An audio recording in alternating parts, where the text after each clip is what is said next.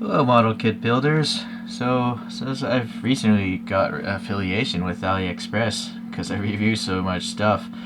So I've had this for a while. I just never bothered to review it because I've only used it maybe 10 times, but it's essentially new. So I figured I would review it in case you want to buy this thing. I do like it overall, but it is specifically for really making small miniature cuts. So there are different blades you can get, curved blades and rounded blades, but I just decided to go with the flat blade here. And as you can see, well, it's maybe difficult to see how fine these teeth are. I don't recall if there's any rating on the teeth there, how many TPI, but there's that one, and then this side as well. I honestly can't see if they're the same actual TPI. Maybe my fingerprint's not so good. Let's see here. There's that. It is an inch. I guess you could count how many teeth are in that inch right there. And on this side, same. But suffice to say, they're very, very thin, small teeth. And so you have these hex screws holding this blade in place, and you'll see it's sandwiched in place as well.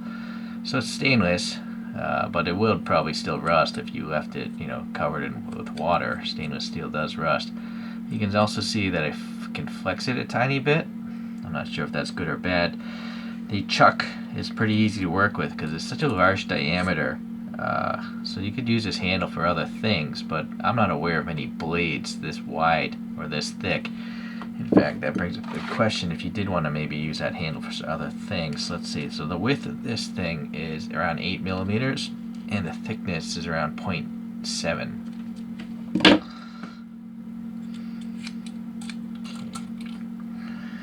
Probably not so important. This is 14 millimeters. The handle is more like 16. Alright, so what is probably important is the actual amount of length that you can work with here. For this particular blade, it's around 2 inches or 50 millimeters. Alright, and I'm not sure why this would be so important, but I'll throw it out there. This is like 29 millimeters. Okay, and then the gap between the blade handle and the actual blade edge is around 10 millimeters. Alright, so that's quite a bit. So I've used it, to cut very precise, things, but I also find that honestly, like clippers might be faster. When I say clippers, things like side nippers, that kind of stuff. Although these might not cut through like hard plastics without breaking, unless you're going with like just clippers you don't care about. These are like some $5 clippers or $3 clippers. You can see they're already tweaked because I don't care what I cut with this. So this thing will cut through without any issue. But obviously, it's leaving a peak where the blade meets and cuts it off. So if you did want to, have it more precise, here, I guess I'll use this as just a stand. I do think they actually are a different size tooth. It'd be nice if they etched in, like a number or letter corresponding. I feel like the lower teeth are finer than the top teeth when I just look at it with the naked eye, but again, I might be mistaken. Let's see here. Let me hit focus. Let me get in on this.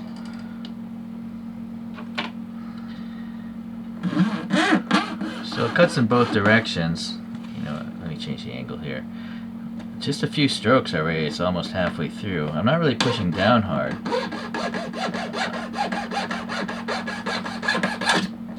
Not much pressure was put on there because, it's a thin blade. Let me try this other side and see if there's a resistance in the cutting. I feel like this side is a bigger tooth and it cuts faster. So, yeah, this is the same diameter now. So this side here, what I think is the bigger teeth, I'm going to start here. 1, 2, 3. It seems to cut more on the push. It is getting stuck there. So maybe pushing in too hard.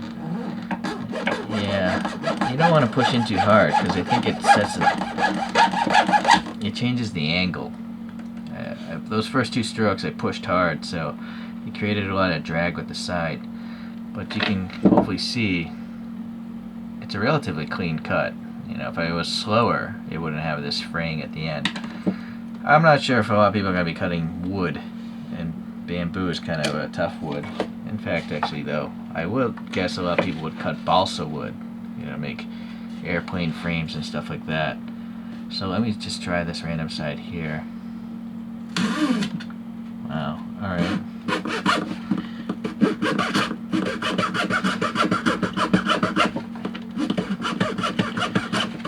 The torque, you know, the fact that I'm not looking down the blade, like my head is directly behind us. That might be why I'm causing a lot of friction.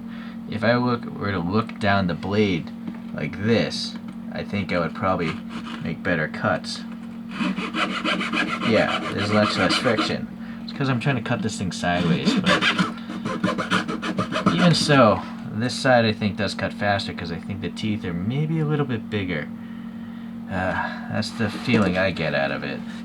So naturally, a softer wood, it cuts quite quicker, and the actual, you know, oh, I didn't even actually talk about the blade thickness. That's very important, right? How much material you're cutting away. It's 0.1 millimeters. Alright. Alright, so back to plastic. Just a plastic spoon. If you're gonna do like some just random crafts projects. Always losing focus here.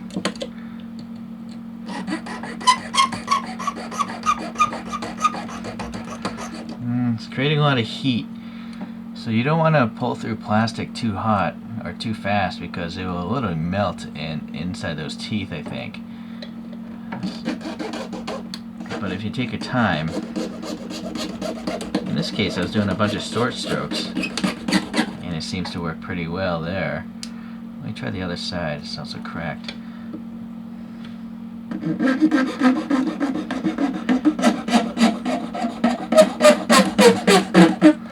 Alright, we get an idea. There's the smoothness of the cut itself. It's pretty smooth. I can't complain.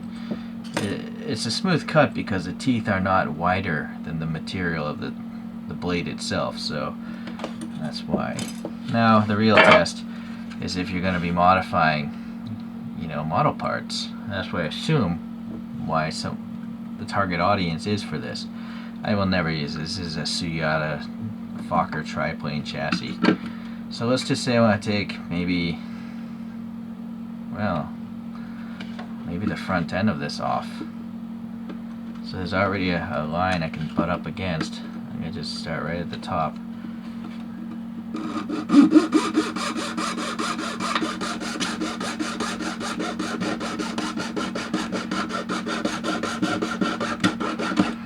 So that's taken quite a while. Let me flip it over and see if these teeth are different really.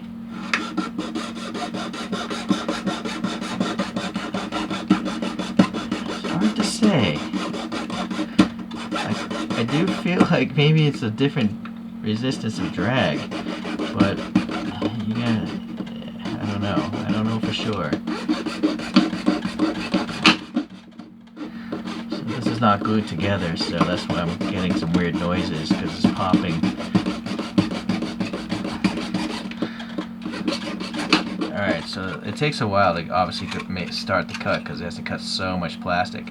But now it actually has gone through, so I would have to assume it's going to be faster now. So this initial cut, even though I'm cutting at a weird angle, I'm not actually looking down the blade. Yeah, I think I torqued it. Yeah, it's cutting in the wrong place. So you know, let me just hold it properly. And although I'm looking through a phone screen, and of course it loses focus.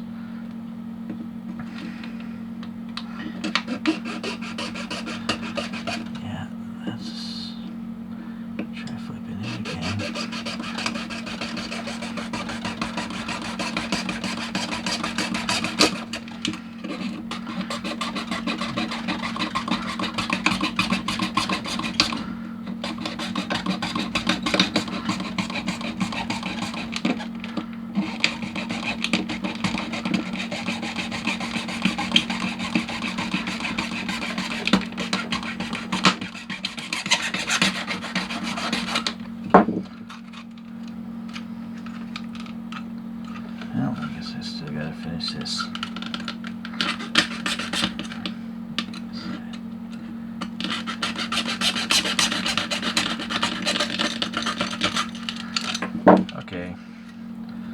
So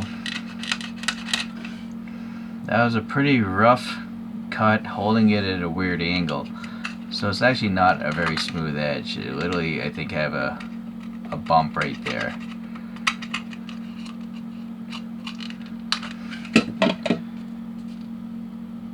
I think if you went slower and actually looked down the blade to keep it all aligned properly, you'd do a better job. But I suppose, you know, that's like, this is a worst case scenario. See, it's not even a straight cut. It's coming out here because I was twisting my wrist, cutting it at an angle. So that's how to not cut things. Let's leave it at that. Okay, well, anyways, you'll have to decide if you think this is for you. I think if you were to have like a project where you have to cut a bunch of, like, you know, thin pieces of wood, or that thin extruded plastic, plastruct, you know, to make your own custom like architectural models or something like that, and you had a fixture and you just need to duplicate it, then yes, I think this will get you a nice cut. The difference being, it's not going to crush the edge, you know, like a regular side nipper would do. I mean, the bigger you go with a side nipper like this, look at what's going to happen here. See, it totally peaks because it's literally forcing the material to crush until it breaks at a certain point. The thinner the blade is, the better it's going to be, and also the less material cut off at the end. So that's a lot better. I went slower, but you'll still have to sand that down much more than using something like that.